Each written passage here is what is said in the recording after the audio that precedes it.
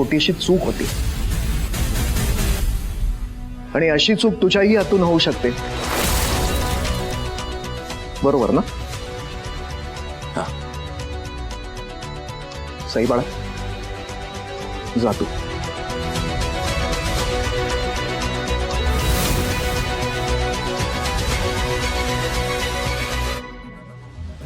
बाबा तुम्ही बसा ना, मी लगेच चहा बनवून आणते तुमच्यासाठी. बसा बसा, या या या, लगेच चहा आणते एकदम मस्त. बाबा हो, या ना. बरं गुरुजी, नाही विधीची सगळी तयारी आम्ही करूनच ठेवतो. हो अच्छा, हो हो, नाही नाही, ते आम्ही सगळं करून ठेवतो तयार, म्हणजे मग काही नाही.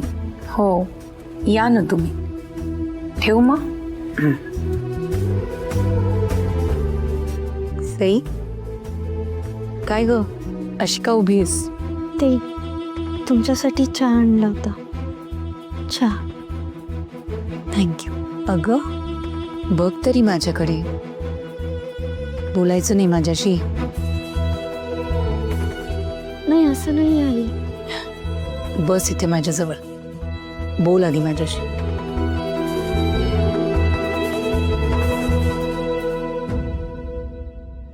बोल, काय झालं? आई खरंच सॉरी, मी घाबरले होते. तुम्हाला जर काही झालं असतं ना तर. अगं पण काही झालंय का? नाही ना? मग नाही पण आई, मी खरं सांगते तुम्हाला, मी नाही दिल्या तुम्हाला चुकीच्या गोळ्या. मला माहिती बाळा. खरंच? मग आजपर्यंत तुझ्याकडून कधी अशी चूक झालीये का? आणि माझा पूर्ण विश्वास आहे, असा हलगर्जीपणा तू करूच शकत नाहीस. पण आई तरी सुद्धा मी सावध राहायला हवं होतं ना. सई, बस झालं ना आता. किती दोष देणार आहे स्वतःला? आणि हे का झालं, कशामुळे झालं, याचा विचार करून काय उपयोग आहे का? घरातली शांतता कशी टिकवता येईल याचा विचार करायला हवा बाळा. ती अंजली हे जे काही करते ना, ते तुझ्यावरच्या असूयेपोटी करते.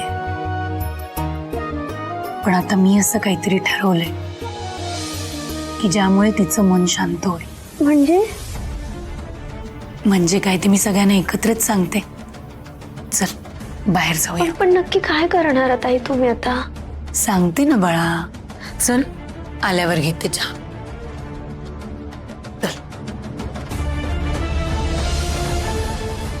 घ्या घ्या घ्या घ्या घ्या. हे सँडविच पण घ्या प्लीज. देवांश अजून बस, बस, थोडंसं, नाही, अजून एक. बस, बस. ओंकार, तू राहिलास ना. हो बस. मॅम मॅम हे घ्या. नाही नाही, मला नाही, घ्या प्लीज मॅम, मी बनवले, घ्या ना. बाबा हे घ्या, तुम्ही पण टेस्ट करा. तुम्हाला ना खूप ज्यूस राहिला, ज्यूस राहिला, बाबांना द्यायचा ज्यूस. बाबा ज्यूस घ्या. मी बनवलं ओंकार. मॅम तुम्हाला ज्यूस देऊ का? राहू दे, माझा मी घेईन. सॉरी मॅम, ते आज मी बनवलंय ना सगळा ब्रेकफास्ट, त्याच्यामुळे थोडी एक्साइटमेंट जास्त आहे. कसं झालंय? छान झालंय ना? मम्मी मम्मी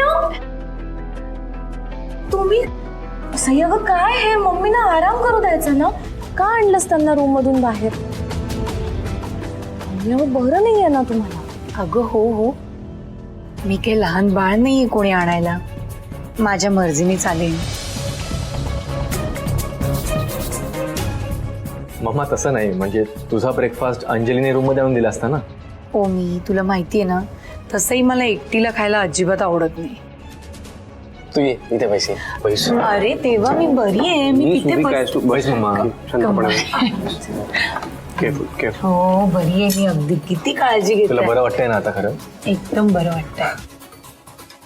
खरं तर मला सगळ्यांशी थोडं बोलायचं होतं, म्हणून मी सईला म्हटलं की आपण बाहेरच जाऊया.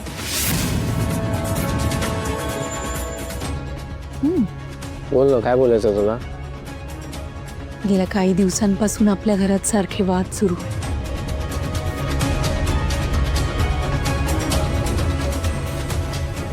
म्हणून मी गुरुजींना फोन केला होता. तर गुरुजींचं असं म्हणणं पडलं की घरात जर शांतता हवी असेल तर देवघराजवळ आणि दाराजवळ जर आपण सुनेचे कुंकवानी भरलेले हात उमटवले तर बरं होईल.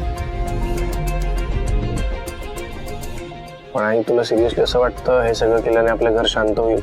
देवा, तुला माहिती आहे ना माझा विश्वास आहे. आणि तसंही अंजली या घरात आल्यापासून तिच्या हातून कुठला विधी झालेलाच नाही.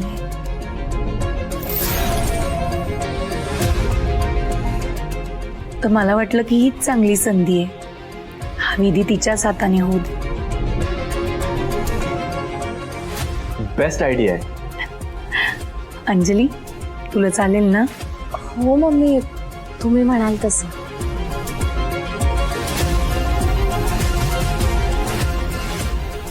बघ सई, तुझा भाव कमी व्हायला लागलाय. मी काय म्हणतोय पण आई, आय मीन हे करूयात आपण, पण तुझी जरा तब्येत बरी झाली की करूयात ना. अरे पण चांगल्या कामाला कशाला आपण उशीर करायचा. आणि आता मला तसं बरं वाटतंय. आणि हा विधी झाला की अजून बरी होईल. ठीक, हे सगळं करून जर तुला आनंद मिळणार असेल तर मग करू. थँक्यू. बरं सई, नैवेद्याची सगळी तयारी तूच करशील ना? हो आई, मी तयारीला लागते. शिरा करायचा, मग गुरुजी आले की लगेच आपण विधीला सुरुवात करूया.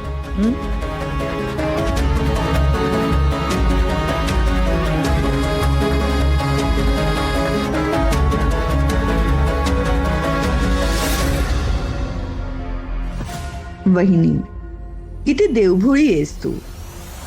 जी तुझी सूनच नाहीये तिच्या हातून विधी करायला निघालीयस. अर्थात आता मलाच काहीतरी करावं लागेल. करेन मी, पण दोष येईल तुझ्या लाडक्या सईवर. फक्त एक अपशकुन आणि सई कायमची आऊट.